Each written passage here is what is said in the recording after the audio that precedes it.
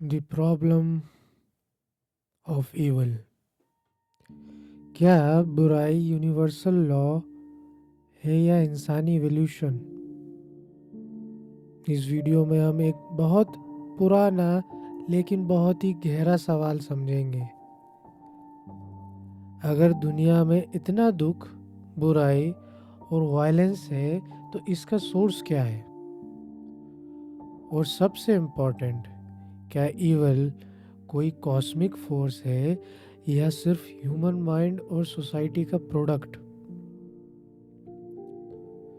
Philosophy में एक famous problem है, द प्रॉब्लम ऑफ इविल। इसका सिंपलेस्ट फॉर्म है, अगर गॉड ऑल पावरफुल है, ऑल नोइंग है, ऑल गुड है, तो दुनिया में इविल एग्जिस्ट क्यों करता है? इस प्रॉब्लम को एपिक्यूरस, ग्रीक फिलोसोफर, ने पहली बार क्लियरली फॉर्म किया। लेटर क्रिश्चियनिटी में अगस्तीन, थॉमस और मॉडर्न टाइम में डेविड ह्यूम ने इसे और शार्प बनाया। अर्ली सोसाइटीज़ के लिए साइकोलॉजी और न्यूरोसाइंस एग्जिस्ट नहीं करता था, इसलिए जब लोगों ने अपने अंदर एंगर, जेलेसी, वायलेंस, लस्ट देखा तो उन्होंने कहा, ये हम नहीं हैं, ये कोई बाहरी फोर्स है, ये कोई एक्स्ट्रा ऑर्डिनरी, एक्स्ट्रा टेरेस्ट्रियल या फिर गॉडली पर्सनालिटीज़ हैं जो हमारे अंदर रहती हैं, हमें इन्फ्लुएंस करती हैं। क्रिश्चियन ट्रेडिशन में कहा गया, एंजल्स यानी गुड, डीमंस यानी ईवल। बुराई को एक्सटर्नल एंटिटी बना दिया गया। अगर आदमी गलत काम करे तो कहा गया डेविल ने इन्फ्लुएंस किया। इसका मतलब ये नहीं है कि क्रिश्चियनिटी गलत थी। इसका मतलब ये है उस एरा में ह्यूमन माइंड को समझने का ये बेस्ट एक्सप्लेनेशन था। इंडियन फिलोसफी थोड़े आगे गई। उपनिषद्स में ये आइडिया आया, बाहरी देव असुर से ज़्यादा इम्पोर्टेंट है कि अपने अंदर देखा जाए, अपनी अंतरात्मा को खंगाला जाए। काम, क्रोध, अविद्या, ये सब अंदर से उठती है। लेकिन यहाँ भी एक लिमिटेशन थी। इन इनर फोर्सेस को भी मेटाफिजिकली बना दिया गया।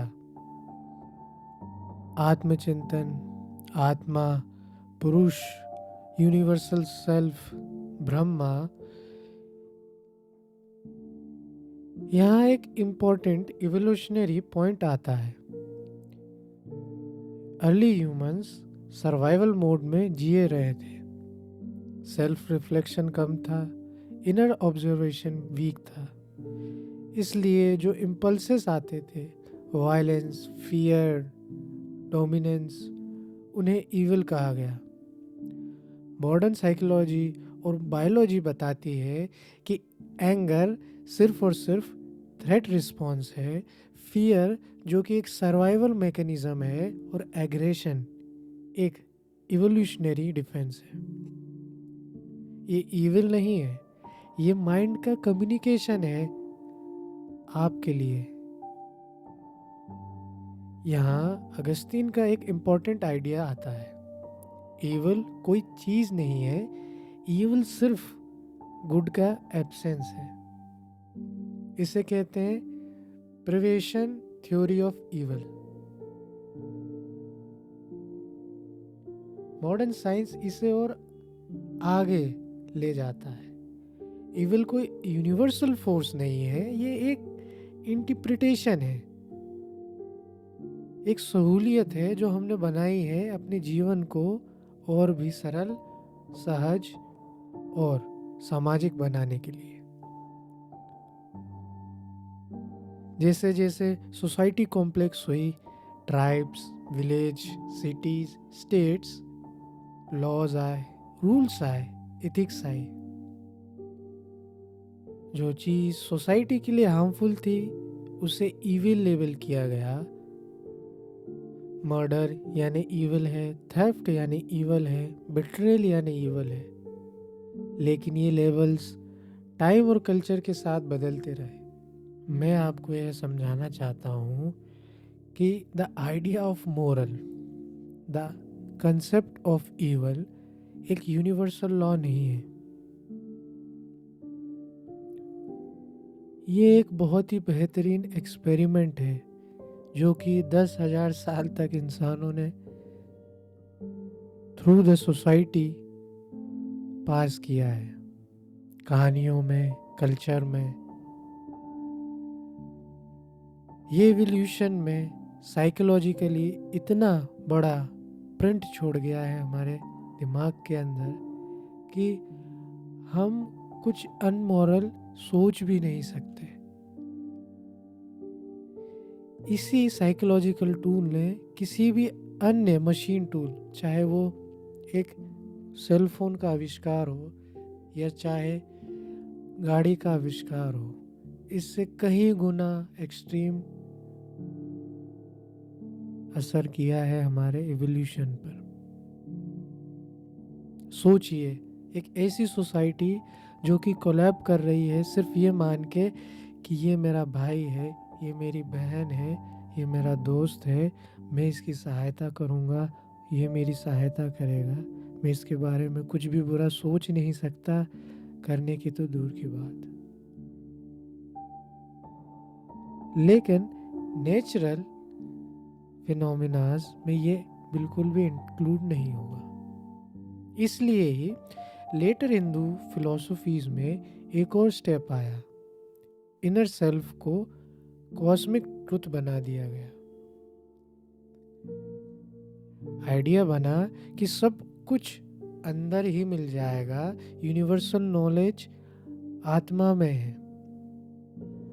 आप बस इस क्रोनोलॉजी को समझिए कि कैसे हम ऐसी स्पीशी थे जिन्हें सेल्फ अवेयर भी नहीं था कि ये जो मेरी बॉडी है मेरी ही है, मुझे इसका ख्याल रखना है, मुझे अपने फ्यूचर का देखना है, मुझे अपने परिवार का सोचना है, और अपने अंदर से जो आवाज़ें आ रही हैं वो सब मैं ही हूँ। लेकिन इस मैं ही हूँ को इतना एडवांस लेवल तक हमारे सनातन धर्म में एक्सेप्ट किया गया कि हम उस लेवल तक पहुंच गए कि हमें यह विश्वास होने लग गया कि अगर हम अपनी अंतरात्मा को गौर से झांकेंगे तो हमें ब्रह्म ज्ञान प्राप्त होगा।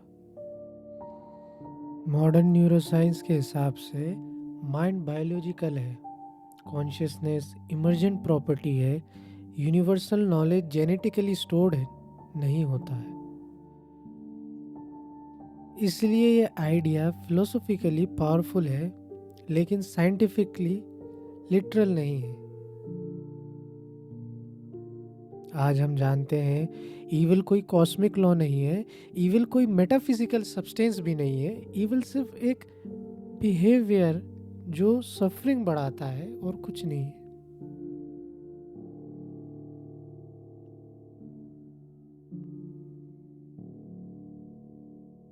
Biology, psychology, social conditioning, trauma, environment, evil universal नहीं है, मोरालिटी सोशल है। अगर ईविल यूनिवर्सल लॉ नहीं है तो फिर हम उसे क्यों यूज कर रहे हैं? आंसर सिंपल है, सोसाइटी को रेगुलेट करने के लिए, बिहेवियर कंट्रोल करने के लिए, रिस्पॉन्सिबिलिटी डिफाइन करने के लिए। ईविल एक मॉरल टूल है, नेचुरल लॉ नहीं। अर्ली ह्यूमंस ने ईविल को बाहर रखा, रिलीजन ने ईविल को मेटाफिजिकल बनाया, फिलॉसफी ने उसे क्वेश्चन किया, साइकोलॉजी ने उसे माइंड के अंदर लाया और साइंस ने उसे बिहेवियर के टर्म्स में समझा। तो आज हम कह सकते हैं कि जो हम ईविल कहते हैं वो अक्सर हमारे माइंड का रिस्पॉन्स होता है, ना कि यूनिवर्सल ईविल कोई इटर्नल एनिमी नहीं है, वो एक सिग्नल है, और आज हमने इस सिग्नल को बखूबी निभाया है। आज हर कंट्री के पास अपना कॉन्स्टिट्यूशन है, लॉज हैं, जजेस हैं। उस रूल्स को फॉलो कराने के लिए एक अलग मैन पावर है। हाँ, हालांकि हमें कमियां दिखती हैं, हमें परफेक्ट सिस्टम कहीं पे भी नहीं मिलता, लेकिन हम एक बेहतर भविष्य की ओर बढ़ रहे हैं। इस बेहतर भविष्य में हमें फिर से उन मूल सिद्धांतों पे चिंतन करना होगा जो कि सुनने में, समझने में बहुत ही साधारण दिखते हैं।